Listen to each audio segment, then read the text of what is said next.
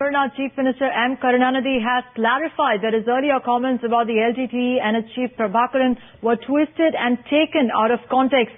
Karunanidhi has now said that although the Sri Perumbudur and Rajiv Gandhi assassination cannot be forgotten, the LTTE had not started out as a militant organization.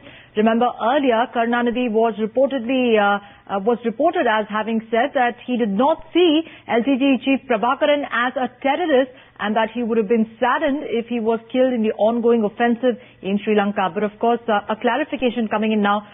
Rajiv Gandhi அமைச்சர் நிரப்புவதற்கு இடம் கொடுத்திருக்கிறோம். ஸ்ரீபெரும்புதூரை வளர்க்கவில்லை.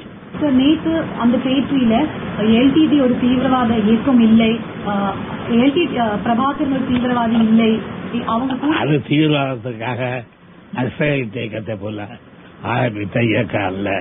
அது ஒரு விடுதலை இயக்கமாக ஆரம்பித்தது. அதில் பிறகு நாளடைவில் அது தீவிரவாத இயக்கமாக இப்பொழுது ஆகிவிட்டதுதான் சொன்னேன். அதை அவர்கள் மாற்றி போட்டு தேவையற்ற பிரச்சனையை கிளப்பியிருக்கிறார்கள். இலங்கையில போர் நிறுத்தம் கேட்டுக்கொண்டே இருப்போம்.